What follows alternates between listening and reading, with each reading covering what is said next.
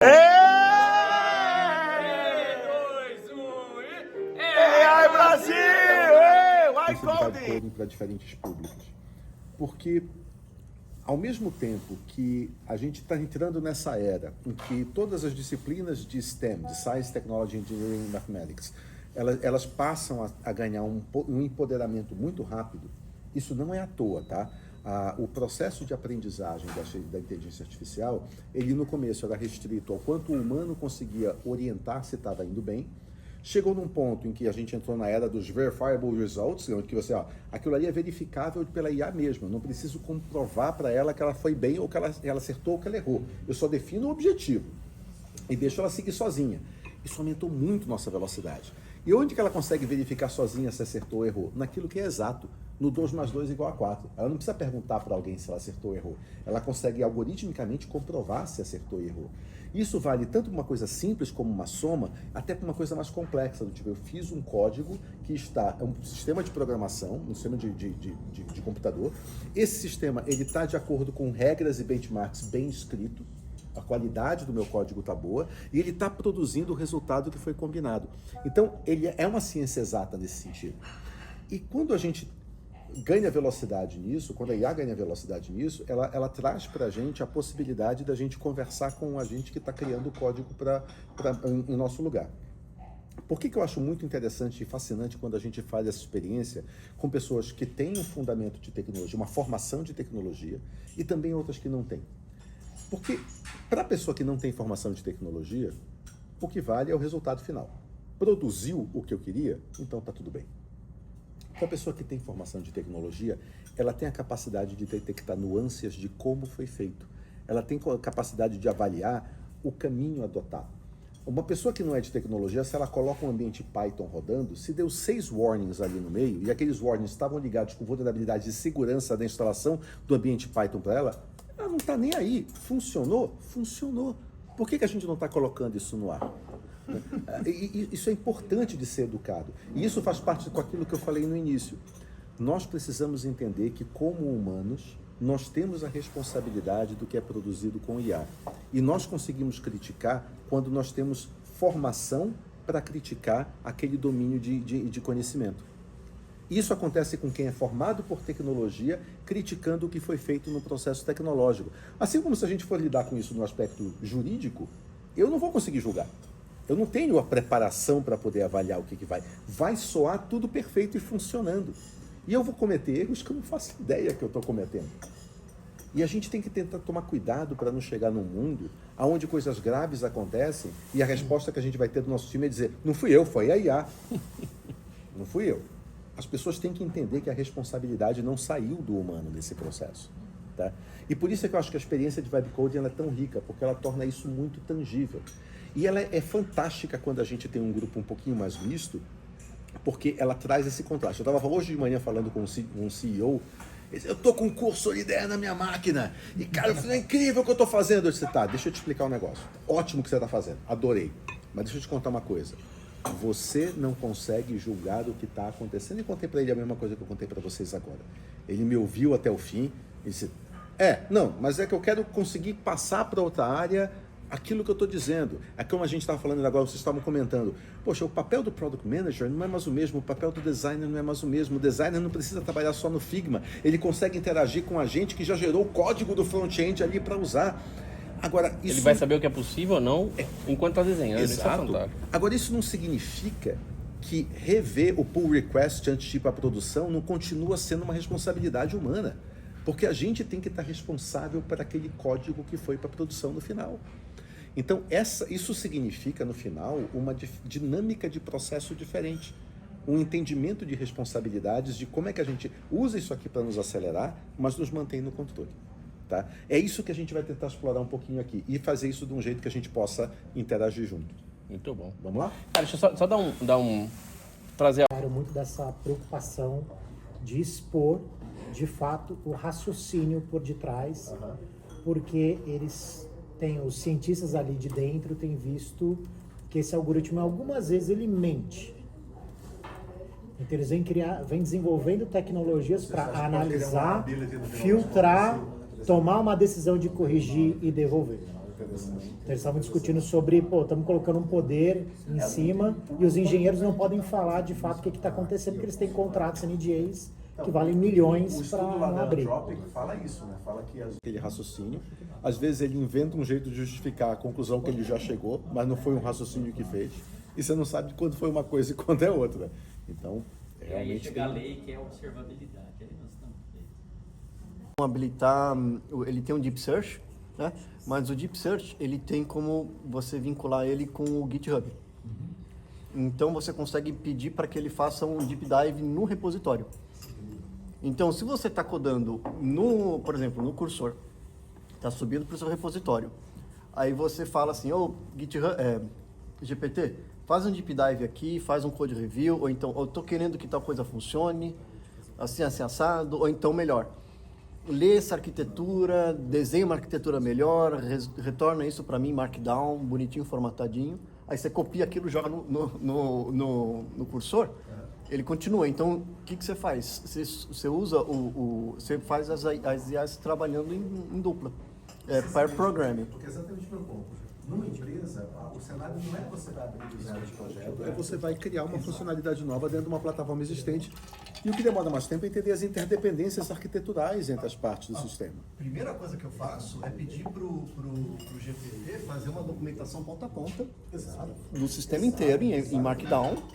Aí que eu faço? Eu pego essa documentação e o cursor tem como você definir arquivos para o agente, especificamente. Então você pode dar para ele, tipo, olha, cara, tá aqui uma documentação feita para você, o cursor files. Aí eu solto aquilo lá e ele começa a codar muito melhor. Muito, muito, muito melhor. Outra coisa que ajuda muito é você pedir, primeiro, vamos cobrir com teste unitário. Então aí você cobre com teste unitário, você fala, aí você pode go crazy assim, porque se você não quebrar o teste unitário, teoricamente tá tudo certo, né? Mas enfim. Isso é fascinante, que são os conceitos antigos da engenharia de software, que a galera meio que abria mão e que não dava... Ninguém faz teste unitário. Você pega o livro, cara, Refactored, do Kent Beck e Martin Fowler. Pra mim é um dos melhores livros, porque a gente passa mais tempo refatorando do que criando do zero. Exato. É um dos melhores livros que existe. E ele fala isso, ele fala a mente de escoteiro, deixar melhor do que quando você entrou. Exato. Então, escreve o teste, acha o bug, escreve o teste, simula o bug, corrige o bug e reescreve o teste. Se fizer isso com a IA. No ambiente de startup, que você precisa entregar as coisas para ontem, ninguém vai ter essa cabeça. Não vai. Então o que você faz? Você constrói sistema e débito técnico. Mas é uma realidade diferente, né? Você tem essa situação do estágio se provar modelo de negócio, em que você faz uma gestão de tecnologia apropriada para quem está se provando o modelo de negócio. Exato. Afinal de contas, você ainda não sabe se aquilo ali vai prevalecer ou não, você troca muito mais rápido. E você tem uma grande quantidade de empresas no mercado que ela vive refém de um desenho tecnológico já implantado. Né? A gente conversa com empresas de principalmente médio porte e é muito curiosa a situação, porque algumas delas estão enxergando nessa percepção de inteligência artificial o que justifica a sua refatoração do código.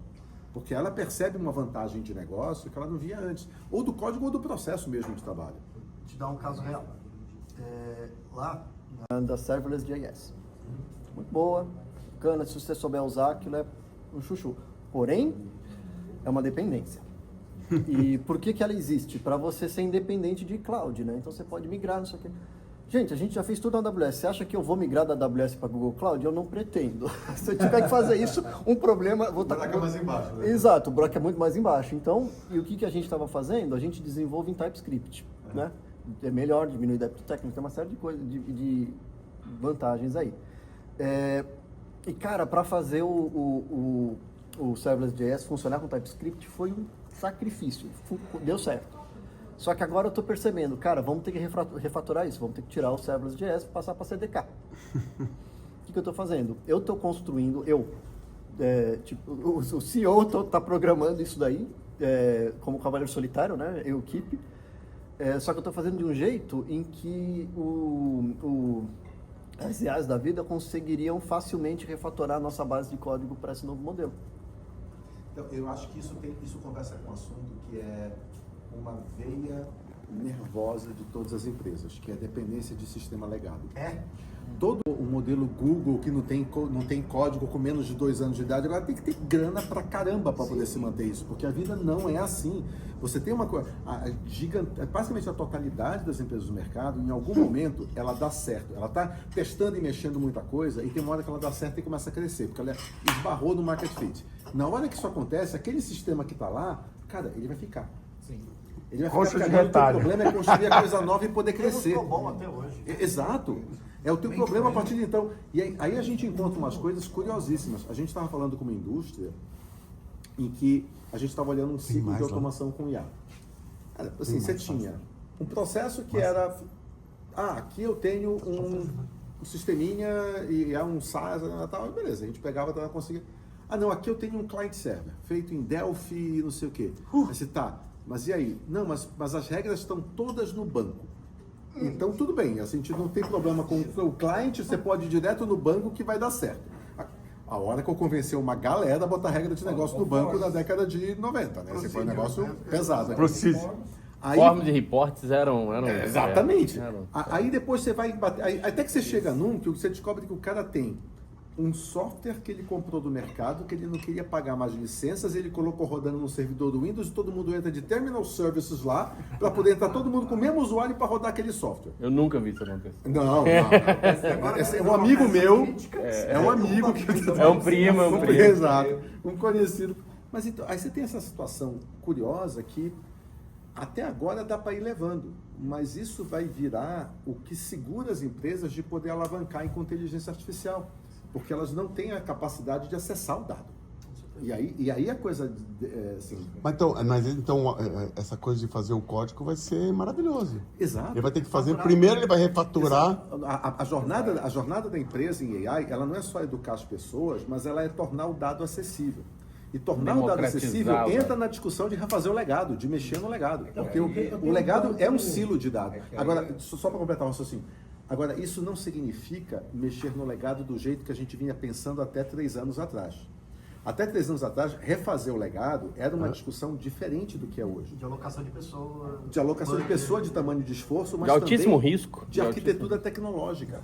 Porque a gente vivia num mundo em que a estruturação de dados da empresa, e acho que você vai conseguir falar disso melhor do que eu, mas a estruturação de dados da empresa, ela era, no passado, uma seleção de dados que se centralizava dentro de um ambiente analítico, passou a ser um ambiente que aceitava dados estruturados e não estruturados, e a gente passou a chamar aquilo de lake. E agora, você começa a ganhar a capacidade do dado não precisar estar centralizado, porque ele pode estar em silos, mas com capacidade de interação. E a AI pode checar. Eu tenho aqui alguma coisa disponível? Tenho, não tenho. Não tenho, eu vou me virar de outro jeito. Aqui eu tenho, então vou me virar por aqui. Essa versatilidade não era possível antes. Antes a gente tinha que ser determinístico. A gente tinha que dizer, é assim que você captura a informação. Agora a gente pode lidar de acordo com o que tiver disponível. Eu fiz isso. Eu criei um sistema de agente, onde eu criei um agente específico. Na verdade, eu criei toda uma framework de agente. Eu criei um agente específico com um vector storage com knowledge completo do nosso data lake.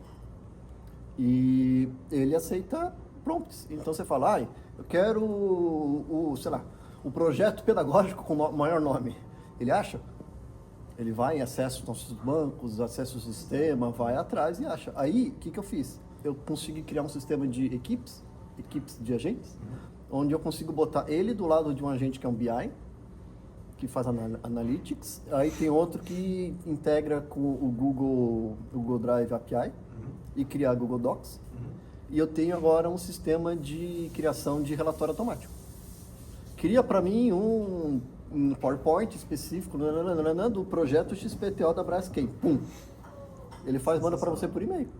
Eu sou um grande fã do BI conversacional. Eu acho que Sim. Ele é uma coisa lá que essa Loopbox começou com uma tentativa disso lá no jeito, em que hoje você... E é interessante falar disso porque a gente tende a achar que a AI é o repositório do conhecimento, mas ela pode ser só a capacidade cognitiva que acessa algum repositório de conhecimento. Isso é muito poderoso, porque você pode dizer o que você quer, ela estruturar a query para ir lá buscar as informações no repositório de informação e te dar o reporte de volta. Colaborar com outros especialistas.